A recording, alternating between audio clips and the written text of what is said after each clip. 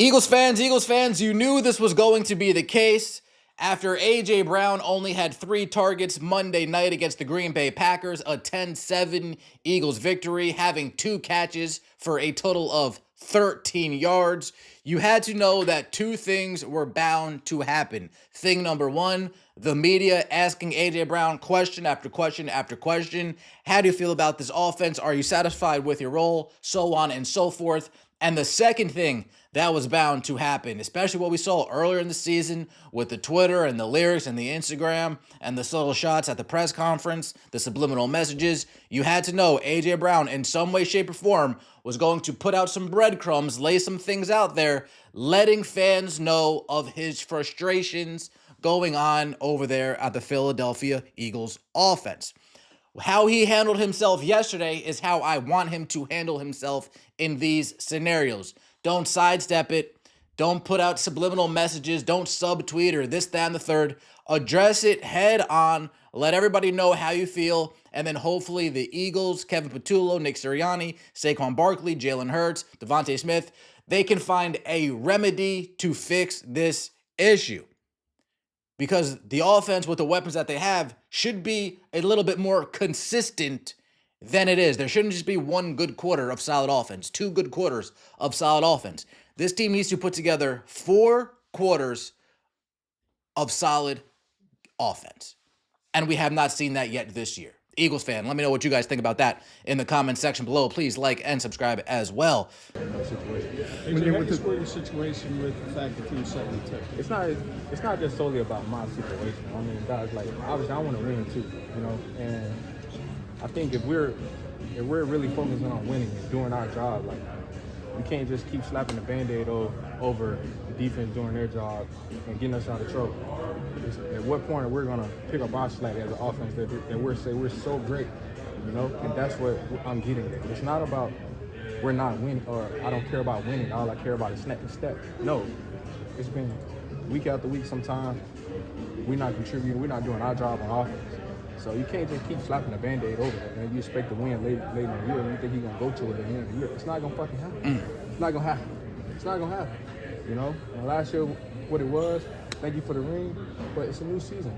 They adapted. We have to adapt. And we have to continue to, like, get better and try to find new ways. So that's where the frustration comes in because it's not about winning, you guys. Like, I want to win, yes. And help contribute as well. Do our thing on offense as well. I think that's fair. Well, I'm glad it took us this long to get to here, but this is how I want A.J. Brown to say it. The offense needs to be better. We're winning games. They're winning games. But at the same time, you can't expect to win games like this. And yes, you're satisfied that you won the game, but you may not be satisfied in how you won the game. This person puts it together very well. Been saying this all year. He isn't mad that we're winning. He's mad that we aren't winning by more. He knows how good this offense can be, and we are constantly just playing conservative and limiting ourselves and making the defense save the day. That's very true. The defense is playing lights out with the addition of Jalen Phillips, with the addition of Michael Carter, Nakobe Dean coming back, Nolan Smith coming back. This defense looks very, very, very tough.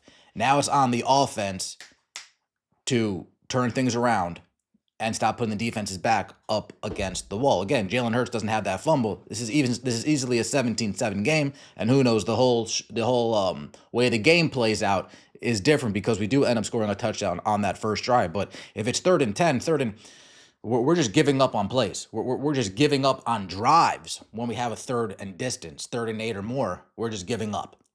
We have a play call on 1st down. We have a play call on 2nd down. If it's 3rd and 10, get ready to punt because we're just going to hand the ball off. That's not okay. That's something that Kevin Patullo, Nick Sirianni, and Jalen Hurts all need to fix. Jalen Hurts did speak on this as well, giving a little bit of his thoughts on the A.J. Brown situation and the drama around the team.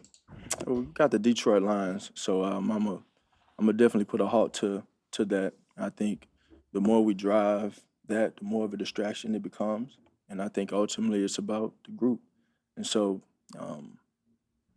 things have been what they've been, and they are where they are. You know, we are who we are as a team. We're all we got, and we're all we need. And so in terms of who we have this week, we got a really good opponent coming into town, a team that is, if I can only imagine, has been waiting on the opportunity to play us, given history and given how good they've been. Been a great team, great organization, great coach, and great culture. And so my energy, my focus is purely focused on trying to be the best that I can be this week, trying to lead this offense in a way that we need to be led, and be the leader I need to be in this time. We got the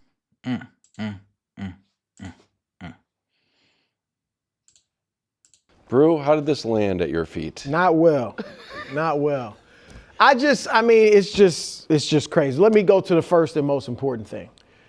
I do think the Eagles will be able to withstand and overcome this. I think they're at the point, I said it last week, they're just ignoring it. Especially, for sure, as long as they keep winning. Now, if they start losing again, it could become a problem. But right now, I think their attitude is just, he's the boy that cried wolf. We just not even worried about it. We just going to go on, yeah. If they're asked about it, I would just be like, yeah, that's AJ, you know. But he's our guy. We love him. You know, I mean, like, I don't think they're going to let this ruin them. All right, that's number one. For AJ, I got to be honest. I mean, I think he's wrong. But I do understand, we've talked about it before, like I get a wide receiver, particularly a Hall of Fame caliber wide receiver, or close, wanting to put up numbers and wanting to get his individual shine, especially when he already has a ring. Now, all players, particularly star players like that, guys that have that ability, they want to shine individually.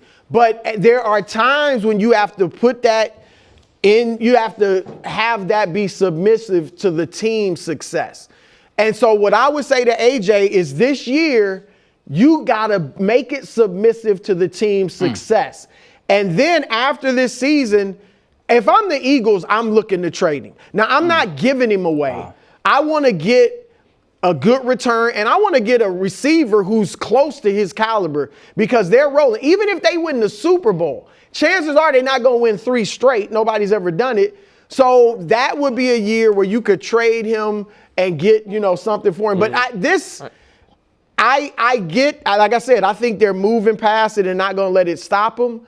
But this over time will become aggravating. As you were bringing up, you might bring up Joe Buck with Troy Aikman on the broadcast. Like it seems that maybe something's there with Jalen. And again, I'll trust your knowledge of, I don't know if the boy who cried wolf is a biblical parable, but it's a parable. No. But this isn't quite the boy who cried wolf because he is seeing a lot of wolves. What he's complaining about is not fake. He is complaining that now using me and not using me was an instance where that was fake.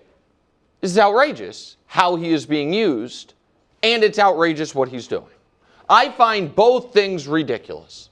I find it totally ridiculous that the Philadelphia Eagles cannot figure out how to use A.J. Brown, and unlike last year, you can't say, well, everything's humming the way we're doing it. They had 0 points at halftime. They had 0 points at halftime. He had 2 targets for 13 yards. They came out at halftime and targeted him less. He didn't have another target to play they shouldn't have run. You know, Saquon isn't and Saquon's not killing. Right.